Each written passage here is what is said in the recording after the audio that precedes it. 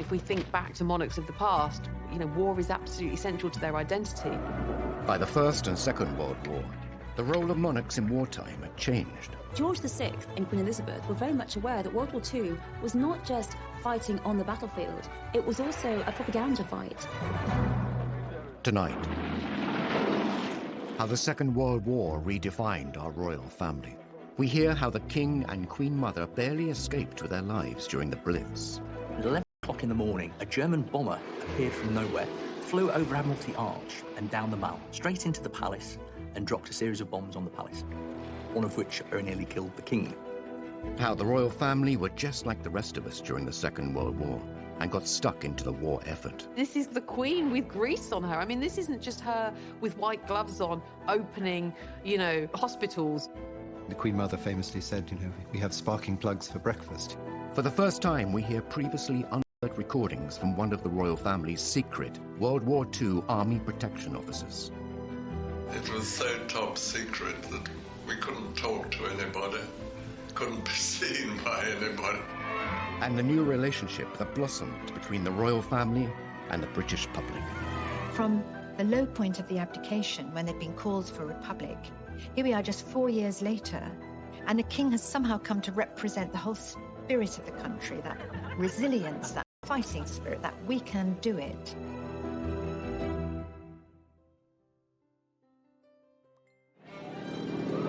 In the 1930s, the world was heading towards an inevitable war, and Britain had a new king.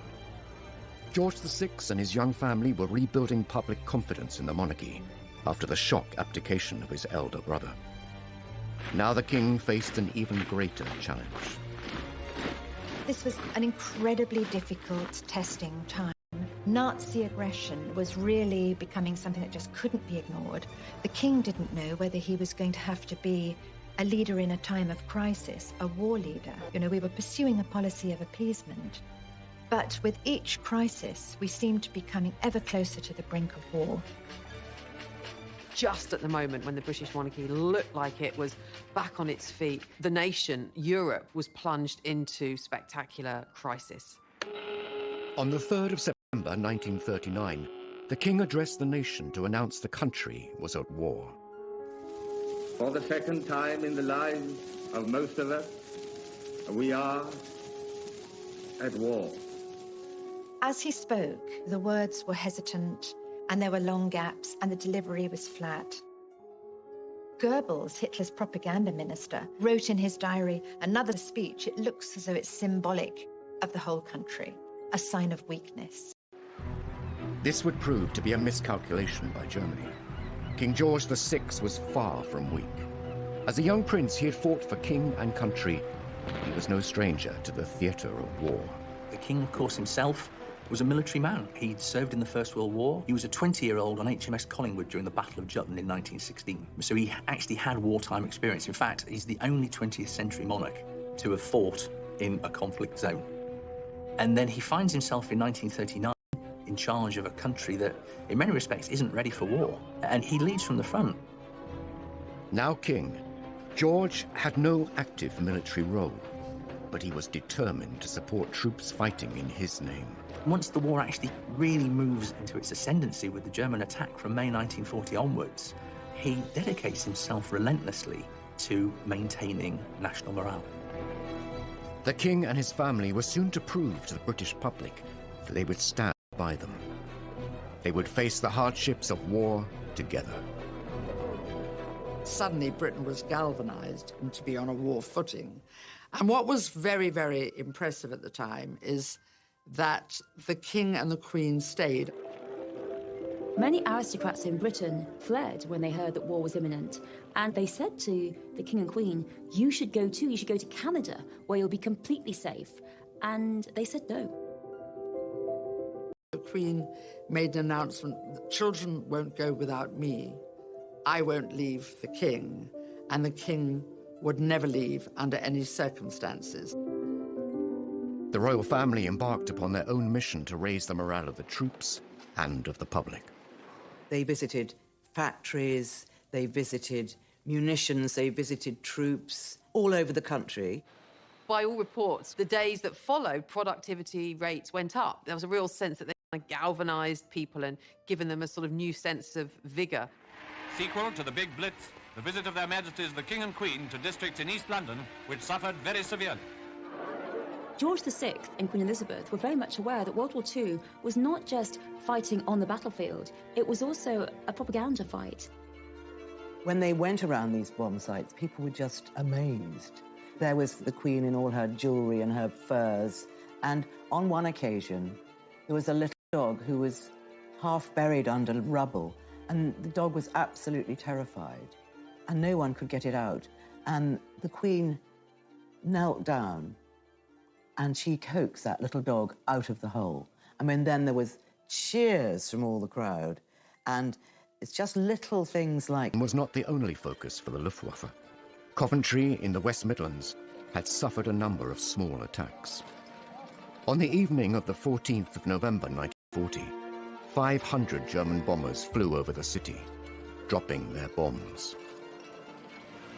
The city, having been mercilessly bombed throughout a whole night without regard to military targets, now presents a grim appearance of devastation. Hundreds of civilians lost their lives. I mean, it was more intense bombing than anyone had yet experienced. In fact, Goebbels introduced a new word in the lexicon of horror to Coventrate, because 500 tons of high explosive bombs were dropped in one night. The city was just ablaze. It was a torch. You could see it 100 miles away. Nearly 600 people killed, and he was there immediately after to visit what was left. And apparently there's a story that these dazed, blitzed people who sort of had been bombed only a short time before all broke out into singing the national anthem. And remarkable man. The royal family's decision to remain in Britain meant that they were a direct target for the Third Reich. Though they were heavily guarded, George VI was keen to make sure that they could protect themselves, if need be. The king insisted that everybody be trained in how to fire pistols and rifles. Both he and Queen Elizabeth trained every day by all accounts. The Queen Mother, Queen Elizabeth, she used to practice by shooting rats and was very proficient at targeting rats. She was not just this kind of like passive, wife of the monarch. She was there going, I might not be on the front line, but if you guys come into my back garden, I'm going to be ready for you. So there was a real sense of her being this kind of domestic warrior, and no one wanted to mess with her. Not for nothing did Hitler describe her as the most dangerous woman in Europe.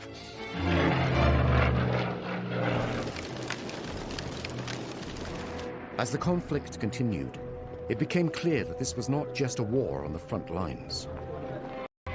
At home, the King and Queen were finding other ways to stop Hitler breaking the spirit of the country, by standing resolute with their people during the Blitz, putting their own lives at risk. She saw 2 bombs falling just outside the window. They heard the explosion. Then there was a great shower up of smoke and debris, and they sort of threw themselves out into the corridor. Buckingham Palace was being bombed. During the Second World War, the royal family were determined to show that they were not just privileged aristocrats. They were at one with the public. They would not run and hide, and they too would feel the struggle. For this monarchy to be seen as a family, without the kind of trappings of power and pageantry. And that was very much what George VI, Queen Elizabeth, and those around them in the palace pushed as the image. It was a normal domestic family facing the war, the austerity of the war, the fears of the war, the crisis of the war, the danger of the war, just like everybody else. From the low point of the abdication, when they'd been called for a republic, here we are just 4 years later, and the king has somehow come to represent the whole spirit of the country, that resilience, that fighting spirit, that we can do it. He's somehow come to epitomize that. It wasn't simply propaganda. The royal family were living the war like millions of other families in the UK.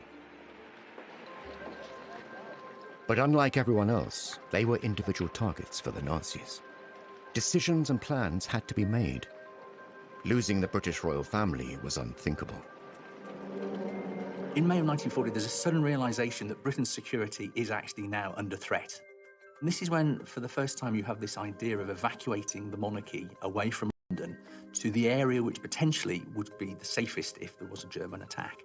It's actually Worcestershire. It's about the furthest away from the coast. And also it was deemed to be the best in terms of communication. And with that, a force would be specifically created in secret, and their role was to, in the event of an invasion, protect the royal family, to move them out of London to one of these other safe places. Formed in the summer of 1940, this group had access to anything that they needed. The King and Queen were supposed to have a little suitcase packed and ready at all times to go. And if they were in Buckingham Palace and the worst happened and the invasion began, they would be bundled into the first ever bulletproof car in the UK, along with a number of armoured cars. As one of the men involved said, they were hugely honoured to have been given this mission, but they knew that their role in the event of the worst-case scenario was to fight to the last man. Professor Andrew Stewart spoke with one of those men charged with protecting the royals, Sir Geoffrey Darrell, before his death in 2013. He gave an incredible insight into how they prepared to keep the family safe in recordings never previously heard. On the code word Cromwell, we packed up and went straight in our buses. It was so top secret that we couldn't talk to anybody, couldn't be seen by anybody. Mike Tomping saw them when they were at Windsor. He took the princesses for a ride in the armoured cars that they were going to be in if they had to go to one of the houses. As the Nazi forces increased, the royal family too moved the young princesses to a safer location, Windsor Castle. The future monarch and her sister were repeatedly drilled in what to do if the castle came under attack. For the initial period, they sheltered in the dungeons because they were the most secure part of the castle. The Queen's protection officer during the war, Sir Geoffrey Darrell, highlights the real danger the young women were facing. If we'd been invaded, the only thing that could have happened, I think, would have been an airborne landing. The Germans would have had to have done it in the dark, grabbed them and taken them away before daylight, and I don't think they could have done it. Princesses might have been sent to Canada, I think. It's known the drill of getting them from their bedrooms down to the air raid shelters was practiced.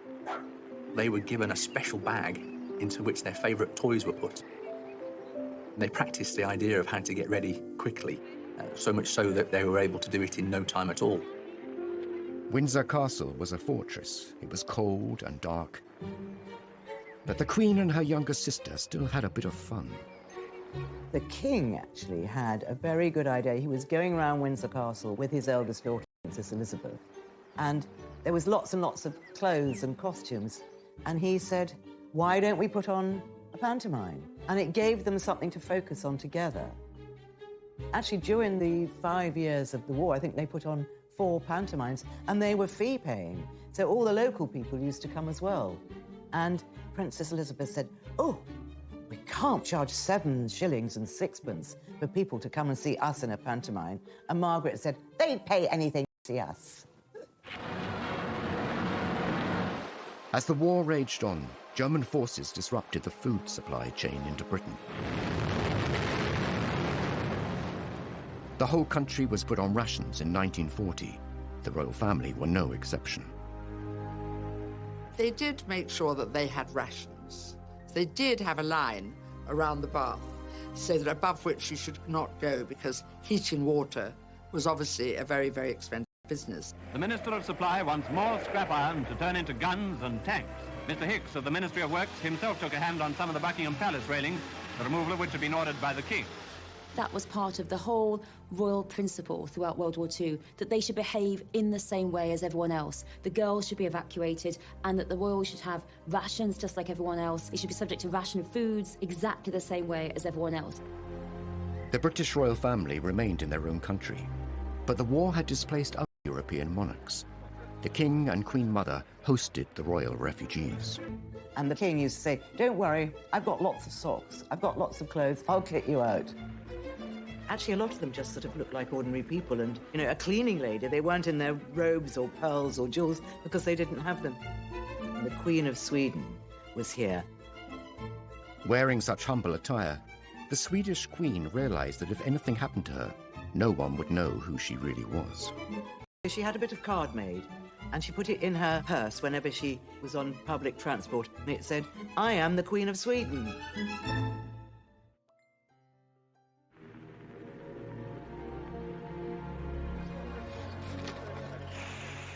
Families across the country were facing the loss of loved ones.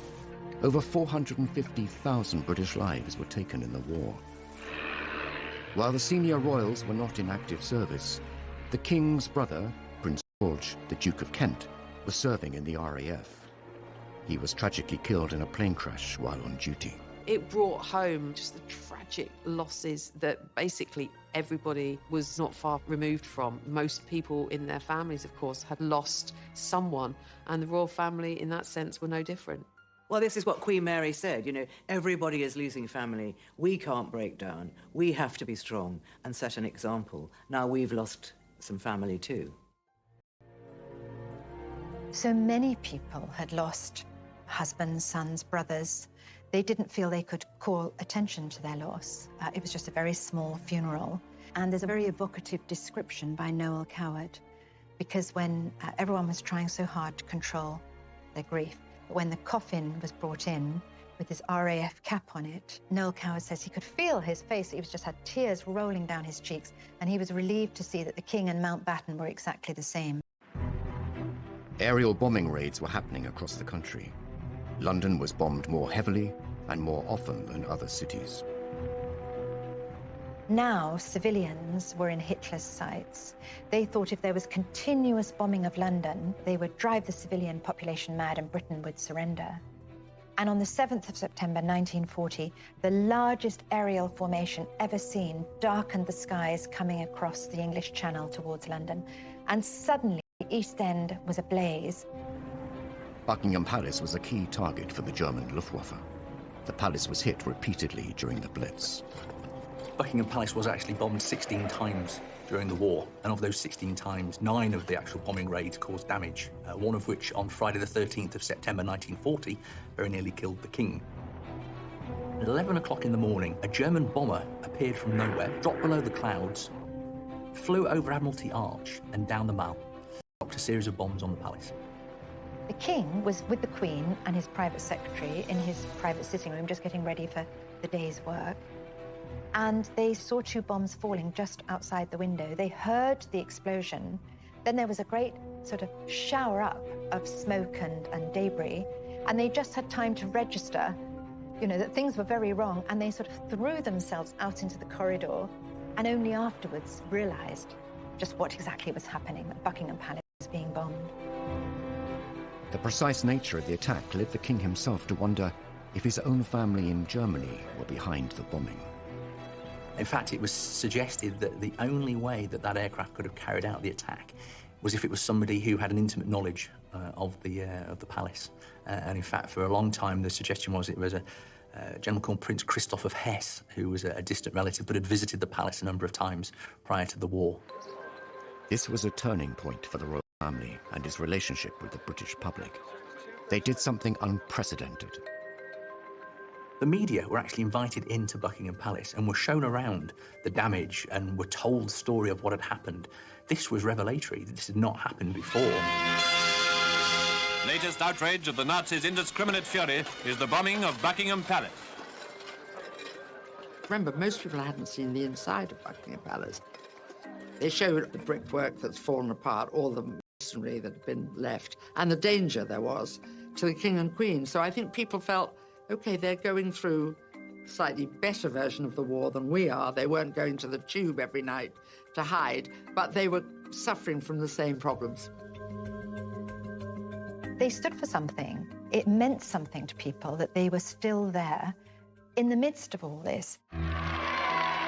The King and Queen had changed the way the royal family interacted with the public. No longer were they closed off. Now they were out and about, being seen, commiserating, consoling, and encouraging the war effort. Buckingham Palace did take 9 direct hits, a policeman was killed, and the Queen, she said, "Now I can look the East End in the face." And she felt very strongly that because her home had been bombed, it put her on the same level as all these people who'd suffered so much. And we do see a change and a lot more support for the royals after this moment. The Queen was also keen to let the rest of the world see what was happening in Britain. Before the United States had joined the Second World War, she sent an invitation to the First Lady. The King and Queen were at Paddington Station to greet her in the name of the people of Britain as she arrived in London. One of the most important things the Queen Mother did during the war was to invite Mrs. Roosevelt over to England. So much of the damage caused by the big fire raid on the city. You get a real sense that, austerity was happening even in Buckingham Palace, reading her account. Queen Elizabeth had moved out of her rooms to give her guest her rooms, and they were palatial, but bracingly cold. You could see your breath. There was one little electric fire with just a thin orange glow. The glass had all been blown out and was replaced by a cheap substitute. And then when Eleanor Roosevelt went down to the dining room, it all looked very promising, beautiful ambiance and lots of gold and silver, but the food when it came was meager and unrecognizable as food for someone not used to wartime substitutes. In fact, she wasn't quite sure what she was eating. everything's boarded up and there's nothing very grand about Buckingham Palace. It's all, completely bleak. And so who better to go back and tell the president about what's going on in Britain than his wife? The Queen Mother's clever diplomacy brought the reality and horrors of the war to the United States. It cemented the special relationship between the two countries. And now it was time for the next generation to step forward and take the lead. Every Allied newspaper had a picture of the future Queen and her spanner and her ambulance. I mean, this was really quite feared because look at this. She's ready. She's out there. She'll go to the front and she'll risk her life if she has to for the war effort.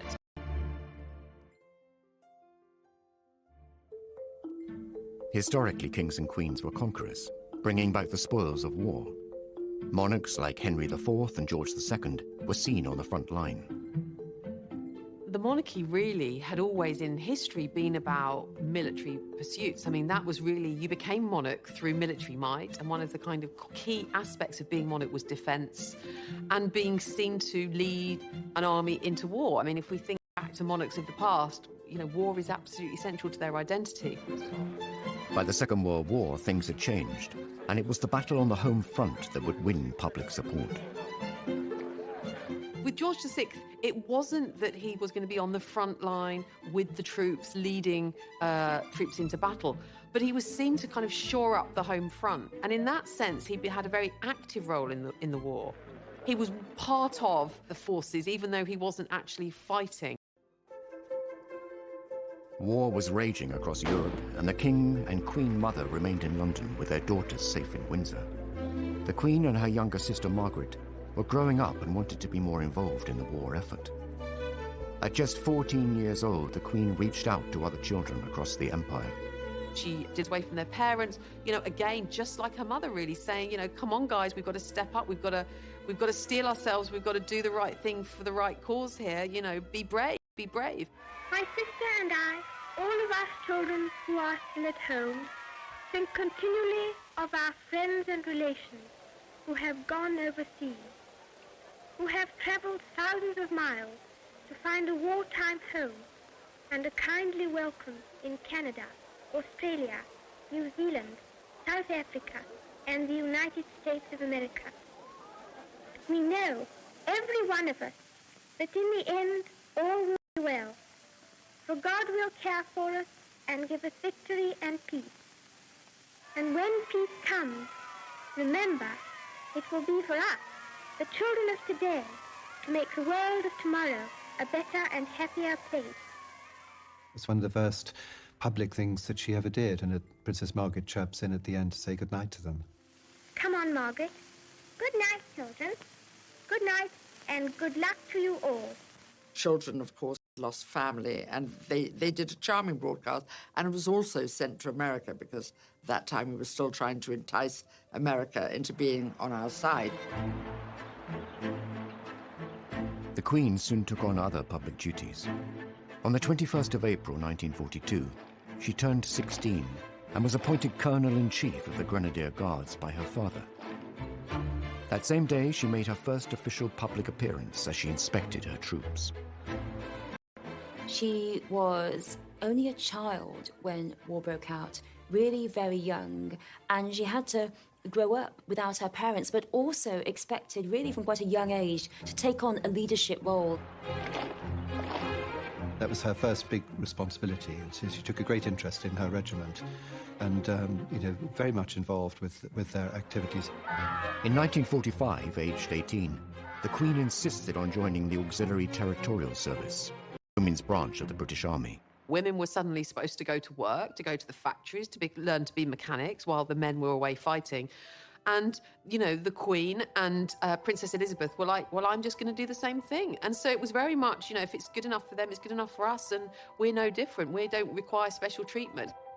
She was absolutely determined that she would go out there and join in with other girls. Even if she couldn't do it, even if it was difficult, even if she made a fool of herself, she didn't care. She wanted to go out there and do her duty.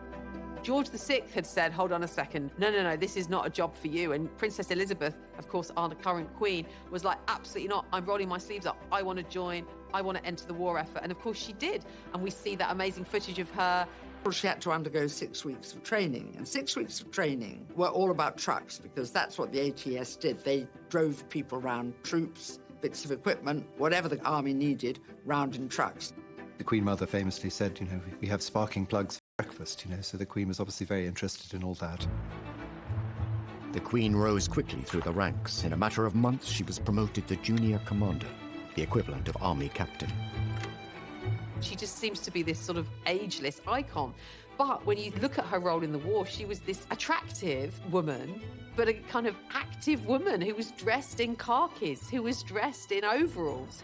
This is the Queen with grease on her. I mean, this isn't just her with white gloves on, opening, hospitals or, unveiling plaques. This is her actually doing a job of work. She served. She was the first, woman royal to be in the armed forces. So she led from the front. She delivered and she did what she needed to do. And I suppose she's lived that out ever since. And her remarkable longevity and sense of duty. And I think the Queen never took the easy path. And it would have been quite easy for her not to join the ATS, to stay in Windsor Castle with Margaret. Images of the future Queen in overalls driving large vehicles were widely distributed and became a powerful propaganda tool. The picture of the young Queen in her ATS uniform training for this difficult, dangerous work, that really cannot be underestimated, what effect it had on the morale of the people and also on the morale of the enemy. The fact that the future Queen was not protected, not wrapped in cotton wool, that she'd suffered bombings, that she'd been through it all, and now here she was training to go out on the front. Every Allied newspaper had a picture of the future Queen and her spanner and her ambulance. This was really quite feared, because look at this. She's ready. She's out there. She'll go to the front and she'll risk her life if she has to for the war effort. She's always said she had a very happy time meeting other girls who'd volunteered and worked for the ATS. And in a strange way, a lot of people of that age say some of their happiest moments were in the war, when suddenly urgency and being useful were very important, whereas before women, not many had worked, many were just sitting around waiting to do something. But she qualified and drove her lorry into London. She'd learnt to strip down an engine, she'd learnt to change a wheel, she'd learnt to drive a heavy lorry and how to load it. And she proudly drove into London. Apparently she went round Piccadilly Circus twice. Wasn't sure how the roundabout worked. It wasn't all work and duty for the Queen. Romance was blossoming. Her future husband was on the front line serving. Philip of Greece, when she was 13 and he was 18 at Dartmouth Naval College, he was a top cadet, he was going off to war, and he was absolutely charming to her. She records that they went for tea on the Royal Yacht, because of course they're related, and after tea the Royal Yacht sailed away, and all the cadets followed in their boats, but Prince Philip was the last one to turn back, and the king had to actually command him to go. He was a distant relation. He was produced on that occasion to look after the two princesses, and that's always where they say they focused on each other. And of course he had a very, very good war. He described to me once that during the war, he had no family in England. His mother was living in Greece, and of course he was Greek, and there was a certain wish or wonder, would he join the Greek Navy? But he decided that he'd done lots some training in Britain. And of course, he'd lived in Britain because his family had been exiled. And the Greek Navy was very small, and I think he thought he wouldn't see much action, so he joined the British Navy. He kept in touch with Queen Elizabeth during that time. In fact, she had a photograph of a naval officer with a beard on her table, and that was Prince Philip. He had a beard in those days, but I don't think it fooled anybody, but he was slightly disguised, I suppose. The war creates and cements the romance between Philip and Elizabeth. They don't see each other much, but they think about each other a lot. In July 1942, while second in command of HMS Wallace, Philip made history when he devised a plan that would save all on board. He was to become a war hero. Philip played a really immensely important role in the war in various ways, but perhaps no more so than the Allied invasion of Sicily, when there was a real danger that his ship was going to be bombed by the German Air Force. And so he came up with the idea of basically sending or throwing off the ship a raft and sort of lighting the raft and using that as a decoy and drawing the German bombers to that target whilst the warship moved away. And this was by the accounts, relatively recent accounts of those on the ship, said there's no doubt in the minds of many of those who served on that ship and who are alive today that, you know, Prince Philip's quick thinking saved the lives of the men on the ship and saved the warship. So he was, you know, quite the hero. The Second World War created many heroes, and the king would find a way to honor them all. None were more deserving than the people of Malta, where, despite personal risk, the king visited to express a nation's gratitude. Malta, that little island in the middle of the Mediterranean, was very strategically sited for airfields and harbours to support the North African War, and as a result, it had ended up being one of the most bombed places on earth, and its 250,000 people desperately hungry. And the king wanted to acknowledge their bravery and their valour. With the enemy just 60 miles away, the king arrived in Malta on the 20th of June 1943. There is this simply wonderful moment when finally he can get there. And it's a beautiful morning. Even at a distance, he can hear that word has spread that the whole jetty of the Grand Harbour in Valletta is absolutely crammed with people, cheering, shouting and waving.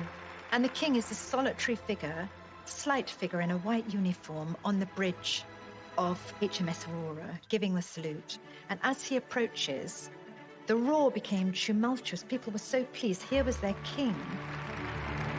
The king bestowed the George Cross on the entire island, which had the effect that every fisherman and every man in a boat or every man walking the street felt that he, in a sense, had got the George Cross, you know, as a brave island. He wrote to his mother afterwards, entering that Grand Harbour of Valletta. It was a moment he would never forget. Finally, the tide of war was turning.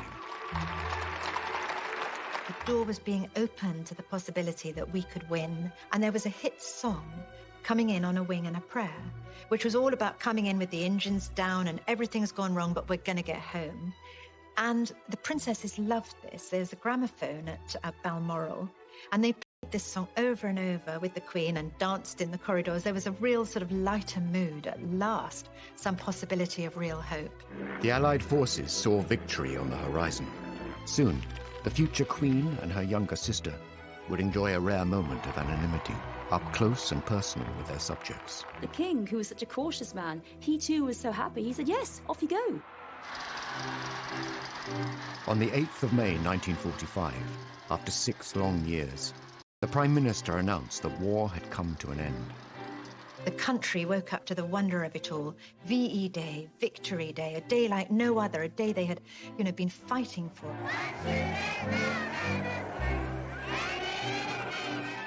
VE Day was the day where another radio broadcast address from the king, and of course this time the king not saying it's going to be a long and difficult time ahead, stay strong, announcing instead, of course, victory, that the war was over. Germany, the enemy who drove all Europe into war, has been finally overcome. This led to huge outpourings of national jubilation and adulation for the royal family. And, in the sense that the royal family had been central during the war to the war effort, they were also central to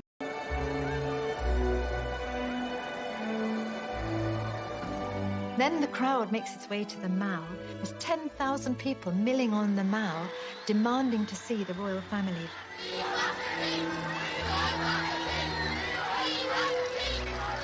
After years bound by the constraints of war, the future queen and her sister Margaret were desperate to get in amongst the celebrations. This day marked an amazing moment. There were crowds. Everyone rushed into the streets. It was this great moment.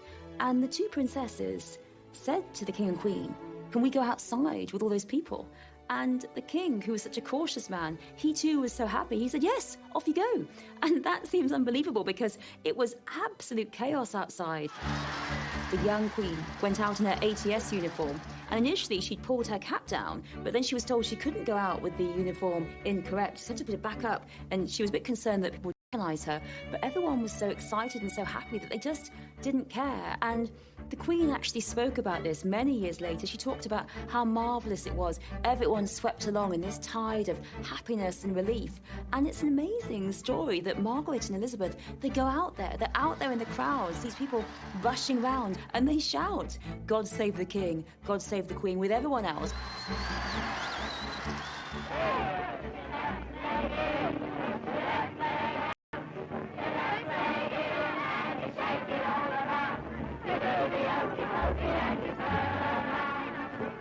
There was this wonderful moment as dusk fell and Buckingham Palace suddenly was floodlit.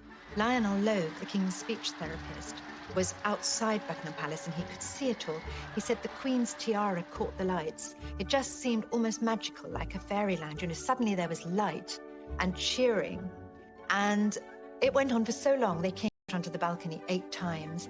It just seemed like, in that moment, the quintessential moment of victory. It wasn't just a military victory. It was a personal victory for the king. George VI, for all that he had a stammer, for all that he didn't want the role, for all that he dreaded the role, he had become the war leader, the king the country wanted. So it was an incredible turnaround for the monarchy. The great irony is that George VI was never supposed to be king. And on paper, he did not have the credentials of a king, but he was in fact made for the moment. He was actually exactly what Britain needed at that time. Almost as soon as the war is over, people turn their attention to the princess, to the heir, and her wedding, of course, 2 years after the end of the war, is all about light and rebirth. Elizabeth is crowned queen just 7 years later. Each year, she stands alongside the servicemen and women in solidarity and remembrance, as her parents once did. I think it's very moving that we hardly ever see emotion from the Queen, but one occasion is when she was mourning veterans. She served alongside so many other young people, but so many of them are no longer with us. And I think the Queen, throughout her reign, has been particularly concerned with veterans, how they've suffered, with commemorating veterans and commemorating the war, and really that reflects her own experiences of World War II.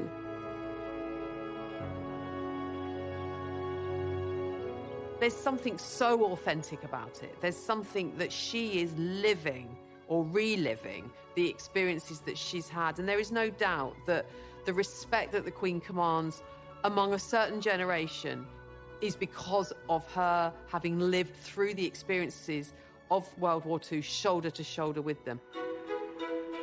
The Queen's experiences during the Second World War have undoubtedly shaped her life as a monarch. World War II is absolutely central to an understanding of the Queen, who she is, where she's come from, and why she has the sense of duty and devotion to the realm, to the national spirit. That completely explains it.